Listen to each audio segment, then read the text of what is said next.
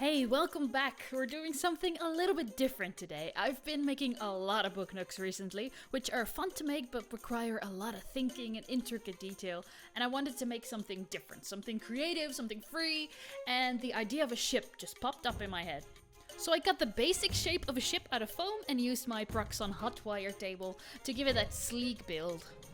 The material I use is Styrodur. It's a type of foam that is available in the Netherlands, but not everywhere around the world. So below I will link some creators who use similar materials which might be available to you if you want to build like this.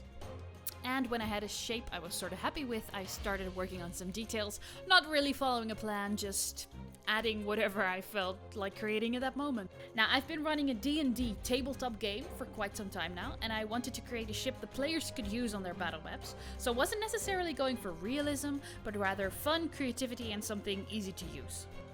Eventually, I cut off the back half of the ship to hollow it out and create some windows. Now, the windows you see me use here are made by ShiftingLands. I will link down below. They're made from wood, they look beautiful and they are easy to use. I stick blank vellum paper behind it to diffuse the light and make sure you don't really see all the details behind it in the inside of the ship. Onto some steps, I used some very light wood that I still had lying around. In the end I ended up using 5 steps instead of 3, which you see me do here, just to fit the scale of the ship a little bit better. This was not easy to do, by the way, because the glue kept setting too soon, making them crooked, and I had to do it again and again and again and again and again, which was annoying, but we got there. On to one of my favorite parts, structuring the deck of the ship. Here I first cut the lengths of the planks. It looks really cool like I'm freehanding, but actually they were pre-cut with a ruler. And then I cut the individual planks. I use a skewer to deepen the cuts a little bit more so you can see it better, and add some nails for realistic wood. You don't necessarily need to do this, but I just think it looks good on a build like this. Use a steel brush to get that realistic wood grain into the foam, which you can't necessarily see at this stage, but looks really good once you complete the paint job. And then just spend a couple hours doing that all around the ship.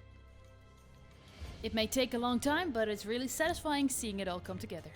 I used hot glue to reattach the rear end of the ship and used some foam to cover up the ugly markings. Then all the edges of the ship were covered with a wooden beam which would later support the railing, which is quite an adventure. Stick around for that one. These wooden carvings I still had lying around from my trips to various arts and crafts stores and buying everything I don't need.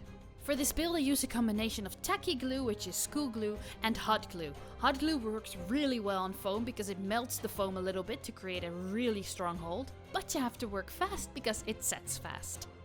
Alright, now one of my favorite parts was doing the outside of the ship, creating long planks on the empty fresh foam. You do see me freehanding those planks because you can use your finger as an anchor if you rest it up on the edge below, saving you some time with the ruler.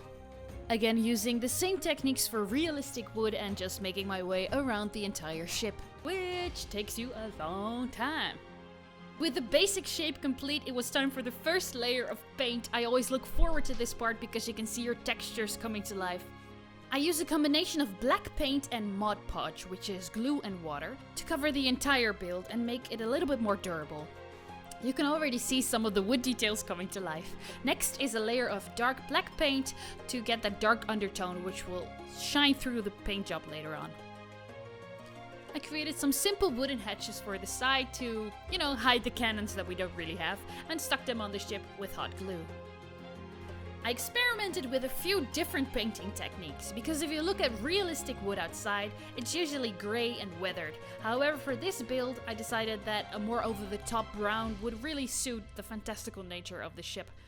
Now here you can see me apply the dry brushing layers, which really accentuate that wood grain, and this is one of the most satisfying parts of this build, because I can really see it come together. And then on to the railings, which was one of the most time-consuming parts of this build. I could have opted for a closed, simple railing, but when do I ever pick the easy way? So I had to find a way to create about 1 million decorative wooden beams, which I eventually did by making indents into the side of a strip of foam and then cutting them up individually. I stuck them on the beams with school glue and then had to wait a long time, which I used to stick the windows in place. Don't worry, you won't see that glue when it dries. Now, one of the most difficult parts of this build was to figure out how to place the railings onto the ship. It took a lot of time to measure and cut them well, but the advantage of this foam is that you can bend it without breaking it, which was perfect for this shape.